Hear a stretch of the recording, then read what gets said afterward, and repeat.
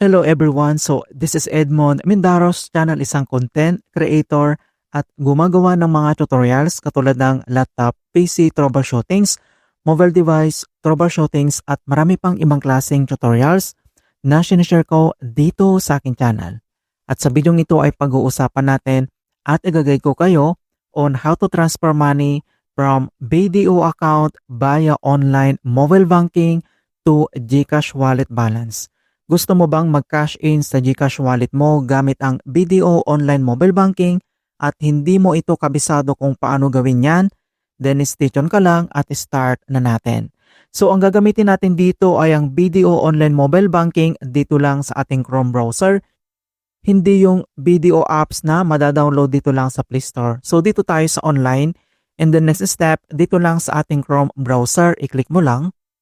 And then kailangan mo lang i-type dito yung BDO Online Banking. And then ito lang yung first link na ito, BDO Online Login. Ito yung kailangan mong hanapin dito.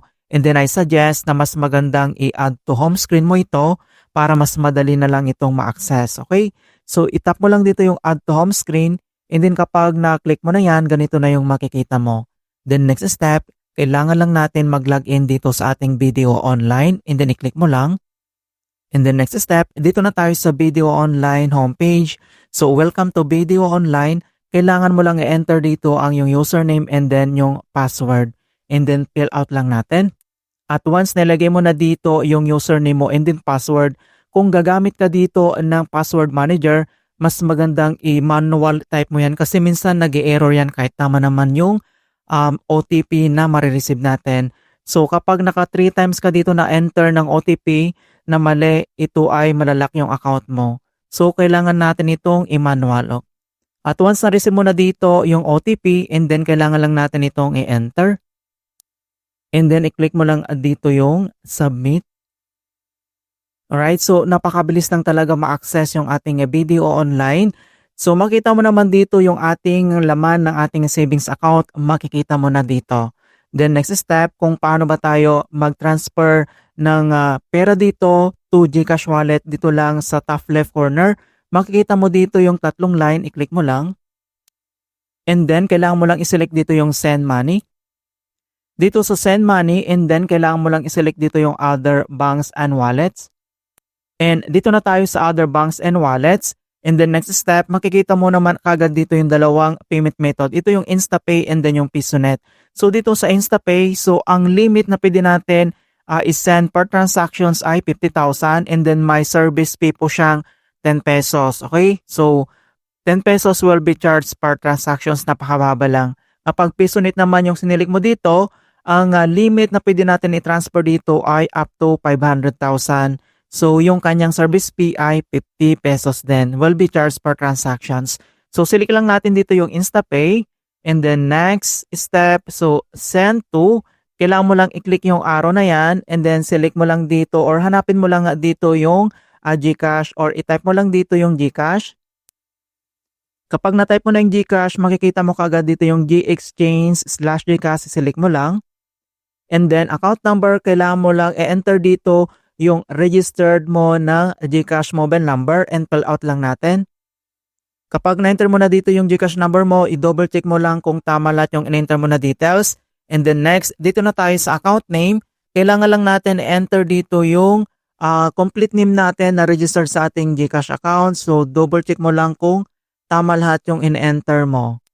Ayan, so once na-enter mo na dito yung GCash number and then yung account name, and then, dito na tayo sa amount, i-click mo lang yung box na yan, enter mo lang dito kung magkano yung amount na ita-transfer mo sa GCash wallet. Okay, so once na-enter mo na dito yung amount, yung optional lang naman yung note dito, so i-double check mo na kung tama lahat yung details. And then, next step, dito na tayo sa send from, so select an account to send from, and then click mo lang yung arrow na yan, i-select mo lang dito yung savings account natin. Kapag na-select mo na yung savings account, dito naman sa schedule, may tatlong options. Kung gusto mong masin ka agad, select mo lang dito yung now. Kung gusto mo naman ng later on, select yung later or yung recurring. So, siselect lang natin dito yung now, and then itap mo lang dito yung send. And then other banks and wallets, total amount to be deducted. So, makita mo naman dito na 10 pesos lang yung ang ating transaction fee na add na dito sa amount. And then next, double check mo lang yung all details kung tama lahat bago tayo mag-confirm para iwas error dito. So double check mo lang yung GCash details mo, yung name and then yung ating mobile number. Kapag okay na, itap mo lang dito yung confirm. So dito mga kaibigan, wag mong gagamitin yung password manager. So kailangan natin itong i-manual yung OTP dahil nangyari na ito sa akin. So tama naman yung nare-receive kong OTP, ginamit ko yung password manager, nag-error siya and then nalock yung account ko. So mas magandang i-manual mo siya. Okay, so enter lang natin yung OTP. Kapag okay na yung OTP and then itap mo lang dito yung submit. Ayan, so makikita mo naman dito na payment submitted successfully. And then napakabilis lang talaga na send and then log out lang tayo dito. Ayan, so naka-receive na tayo dito ng notification ni GCash na talagang pumasok na yung amount from sa ating video online. So makita mo naman dito na you have received money in GCash. So ito na yung amount galing sa ating BDO Unibank mga kaibigan. Alright, so ganoon lang po kasimple kung paano tayo mag-transfer from ating BDO online mobile banking to GCash wallet. In hope na nakapagbigay ako ng konting kalaman at guide tungkol sa BDO online mobile banking app tutorials. Thank you guys and see you in my next tutorials.